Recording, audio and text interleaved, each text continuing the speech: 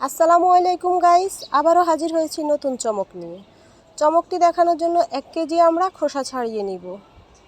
খোসা ছাড়ানো হয়ে গেলে পরিষ্কার পানি দিয়ে ধুয়ে নিব। ধুয়ে নিয়ে এভাবে সাইজ করে কেটে নিব।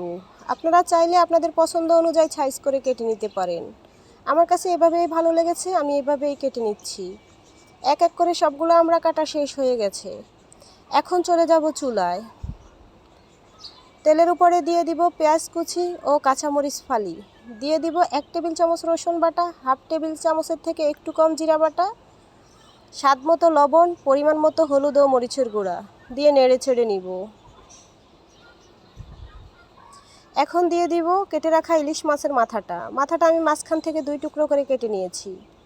দিয়ে মশলার সাথে ভালো করে মাথাটাও একটুখানি কষিয়ে নিব। কষানো হয়ে গেলে দিয়ে দিব একটুখানি পানি দিয়ে নাড়াচাড়া করে ঢাকনা লাগিয়ে দিব। বলক উঠে আসার পরে ঢাকনা উঠিয়ে মাছের মাথাটা উঠিয়ে নিব। মাছের মাথাটা উঠিয়ে নিয়ে দিয়ে দিব কেটে রাখা আমড়াগুলা দিয়ে একটু নেড়েচেড়ে ঢাকনা লাগিয়ে দিব কিছু সময় কষানোর জন্য। দেখুন ঢাকনা খোলার পরে আমড়াগুলো কষানো হয়ে গেছে। এখন নেড়েচেড়ে রান্নার জন্য একেবারে ঝোল দিয়ে দেব।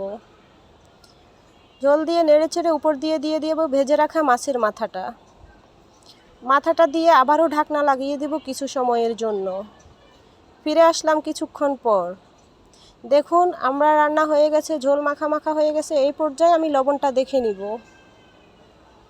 লবণ ঠিকঠাক হয়েছে, এখন নামিয়ে নিব। আপনারাও চাইলে এভাবে আমরা রান্না করে খেতে পারেন। আপনাদের ঘরে যদি প্রেশারের এবং ডায়াবেটিসের রোগী থাকে তাদের জন্য এই আমড়া রান্না অনেক উপকারী, এবং কি এটা তরকারি হিসেবেও খাওয়া যায়, খেতে অনেকটাই মজা লাগে। আজ এই পর্যন্ত, ভালো থাকুন, আল্লাহ হাফেজ।